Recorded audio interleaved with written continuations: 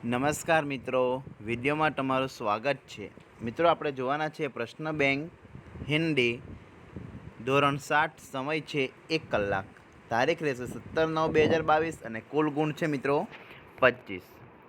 તો મિત્રો સંપૂર્ણ પેપરનું સોલ્યુશન જોવા પહેલાં તમે મિત્રો મારી ચેનલ પર નવા હોય તો ચેનલને સબસ્ક્રાઈબ કરો, શેર કરો અને બેલ આઇકનને પ્રેસ કરો અને મિત્રો વિડીયોને પણ લાઇક કરવાનું ભૂલતા નહીં। ચાલો તો આપણે જોઈએ પ્રશ્ન નંબર 1। हमें बिना सोचे समझे काम क्यों नहीं करना चाहिए।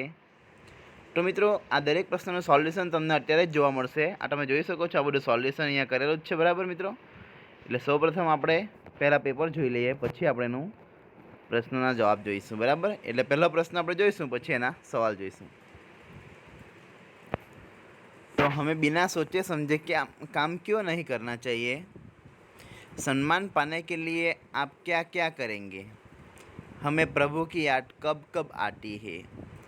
आधुनिक युग में संदेश भेजने के कौन कौन से माध्यम है। ईंधन के बिना चलने वाले किन्हीं दो साधन के नाम लिखिए। ओके मित्रों, तो આપણે મિત્રો હવે જોવાના છે એના જવાબ। तो मित्रों पहला प्रश्नનો જવાબ છે हमें बिना सोचे समझे काम क्यों नहीं करना चाहिए। तो उत्तर बिना सोचे समझे काम करने से क्या होता है, पछताना पड़ता है, बराबर मित्रों। आ पहलाનો जवाब है। बीजो, सम्मान पाने के लिए आप क्या क्या करेंगे। तो मित्रों एनो जवाब है सम्मान पाने के लिए हमें सीधे साधे कार्य एवं घटनाओं में कर्तव्य पालन, प्रामाणिकता, मानवता, अविरत अभ्यास आदि पर ध्यान देना चाहिए। तो मित्रों एम जवाब आवशे हलो, बराबर। आ तमे जोई सको छो। हमें प्रभु की याद कब कब आती है।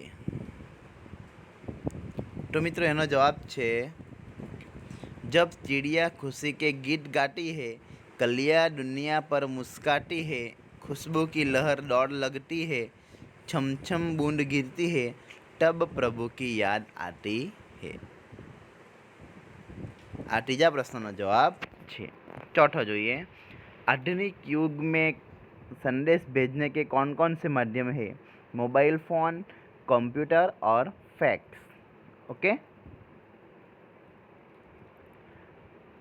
ईंधन के बिना चलने वाले किन्हीं दो साधन के नाम लिखिए। तो मित्रों साइकिल और नाव।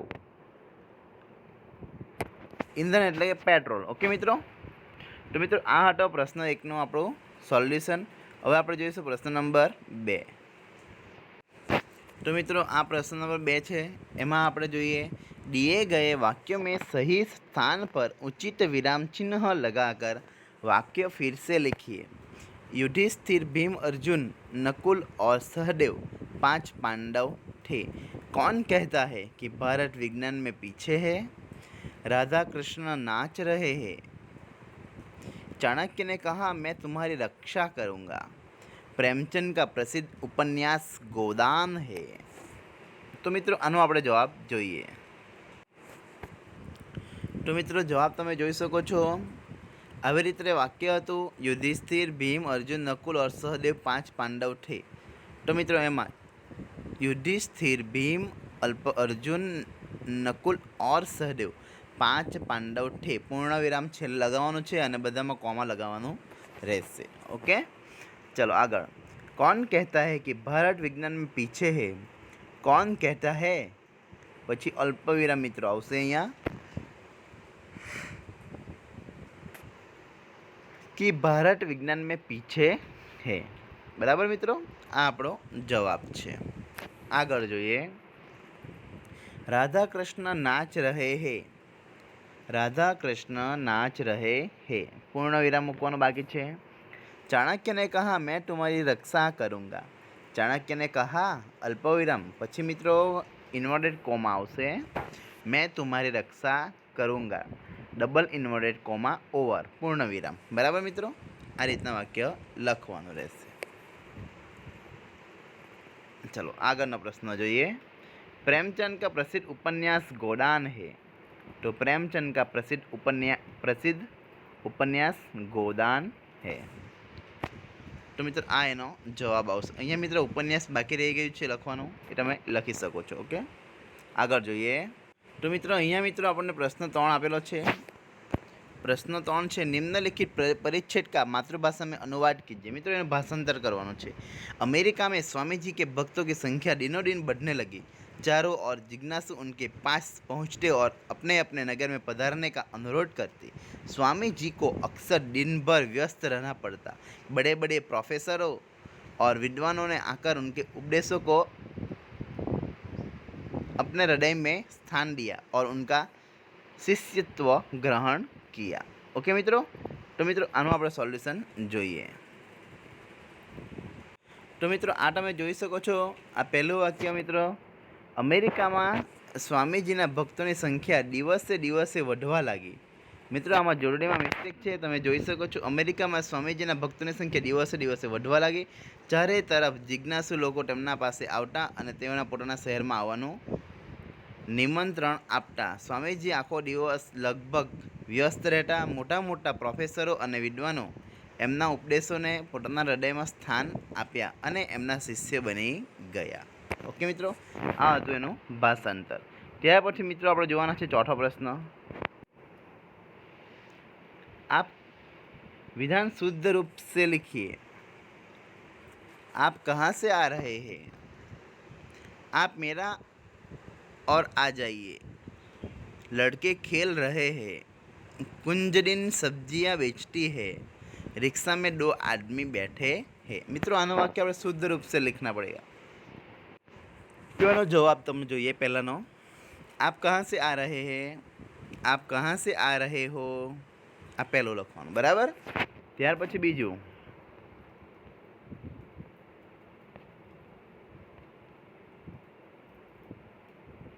आप मेरा और आ जाइए।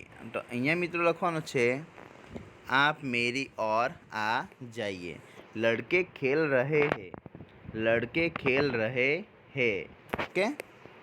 चौथुं, कुंजड़िन सब्जियां बेचती है।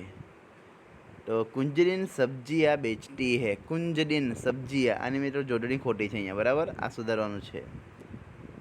रिक्शा में 2 आदमी बैठे हैं। रिक्शा में 2 आदमी बैठे हैं। ओके। तो मित्रों आ तो शुद्ध वाक्य। त्यार पछी आगळनो प्रश्न जोईए। निम्नलिखित मुद्दों के आधार पर से कहानी लिखिए। तो मित्रों एना मुद्दा जोई लईए आपणे। तो मित्रों आ एना मुद्दा छे। प्रश्न नंबर 5, निम्नलिखित मुद्दों के आधार पर कहानी लिखिए। एक औरत का अपने बच्चे और नेवले के साथ रहना। स्त्री का बच्चे को पालने में रखकर पानी भरने जाना। सांप घर में आना। पालने की और आगे बढ़ना। नेवले द्वारा सांप को मारना। औरत का वापस आना। नेवले के मुंह पर खून देखना। नेवले को मटके से मारना। सच्चाई का पता लगाना। स्त्री का फूट फूट कर रोना। सीख। ओके मित्रों, तो आ आपणेनो कहानी संपूर्ण जोईए। तो मित्रों आज इस कहानी का शीर्षक हम क्या देंगे? अविचार का परिणाम। ओके। किसी गांव के बाहर स्वच्छ पानी का एक नाला बहता था। नाले से थोड़ी दूर पर ही एक घर था। उसमें एक छोटा सा ब्राह्मण परिवार रहता था। ब्राह्मण, ब्राह्मणी और एक बच्चा। ब्राह्मणी ने एक नेवला पाल रखा था। नेवला जितना हट्टा कट्टा था उतना ही स्वामी भक्त भी था। एक दिन ब्राह्मणी नाले से पानी भरने के लिए बाहर गई। घर में उसका छोटा बच्चा अकेला था। वह पालने में सो रहा था। ब्राह्मणी ने नेवले को समझाया था कि वह बच्चे का ध्यान रखे। उसी समय एक सांप घर में घुस गया। वह पालने में सोए हुए बच्चे की ओर जाने लगा। नेवला सांप को देखते ही तेजी से दौड़ा और सांप पर टूट पड़ा। सांप को मारकर वह घर से बाहर आया। उसी समय ब्राह्मणी पानी भरकर लौटी। उसने दूर से नेवले का खून से लटपट मुंह देखा। उसने सोचा कि उसकी गैर हाजिरी में नेवले ने उसके बच्चे को मार डाला है। वह एकदम आपे से बाहर हो गई। उसने पानी से भरा घड़ा नेवले पर पटका। नेवला वहीं ठेर हो गया। ब्राह्मणी जब घर के भीतर पहुंची तो उसने देखा कि उसका बच्चा चैन से सो रहा था। उसके पालने के पास मरा हुआ सांप पड़ा था। यह देखकर ब्राह्मणी सारी बात समझ गई। अपने बालक को बचाने वाले नेवले को मार डालने का उसे बड़ा दुख हुआ। बिना सोचे समझे कोई काम करने से बचता न पड़ता છે. તો મિત્રો આ હતું ધોરણ 7 હિન્દીના પેપરનું સંપૂર્ણ સોલ્યુશન. આવી રીતે મિત્રો તમે દરેક પેપરના સોલ્યુશન મેળવવા માંગતા હોય તો મારી ચેનલને સબસ્ક્રાઈબ કરો, શેર કરો અને બેલ આઇકનને પ્રેસ કરો. Thank you.